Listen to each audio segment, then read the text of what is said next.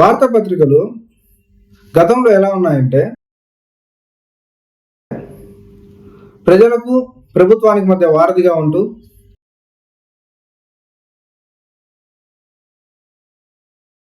అందరికీ నమస్కారం. మీరు చూస్తున్నారు పబ్లిక్ పల్స్ ఛానల్. ఈరోజు వీడియో యొక్క ముఖ్య ఉద్దేశం, మన పబ్లిక్ పల్స్ ఛానల్లో రేపటి నుంచి ఒక కొత్త ప్రోగ్రామ్ని తీసుకురాబోతున్నాం.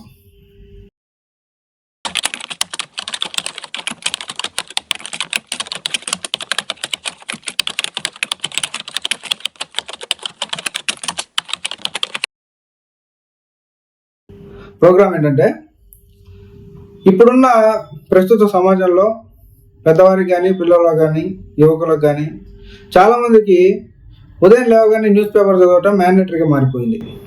డిజిటల్గా కానీ మాన్యువల్గా కానీ న్యూస్ పేపర్ అనేది చదవటం ఒక డైలీ రొటీన్ సబ్జెక్ట్ అయిపోయింది. ఇప్పుడున్న న్యూస్ పేపర్స్ ఎలా తయారయ్యాయంటే, ఒక రాజకీయ నాయకులకో రాజకీయ పార్టీకో ఒక కులానికో ఒక మతానికో పొత్తు కాస్తూ వన్ సైడ్ వార్తలు రాస్తున్నాం. ఆయన అది మీ అందరు చూస్తున్నారు, మీ అందరు గమనిస్తున్నారు.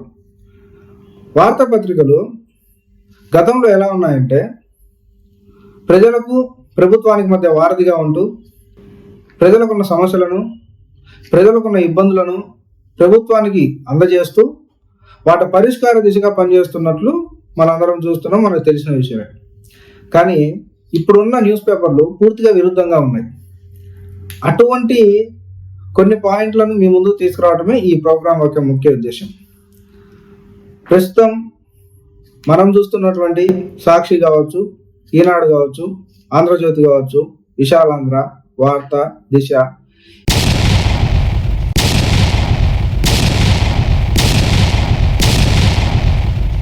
ఇంకా ఎన్నో మెయిన్ పేపర్లను ప్రతిరోజు ఆ పేపర్ యొక్క మెయిన్ పేజీ కావచ్చు, డిస్ట్రిక్ట్ పేజీలో కావచ్చు, అన్నిటినీ గమనించి ఆ పేపర్లలో ప్రజల సమస్యలపై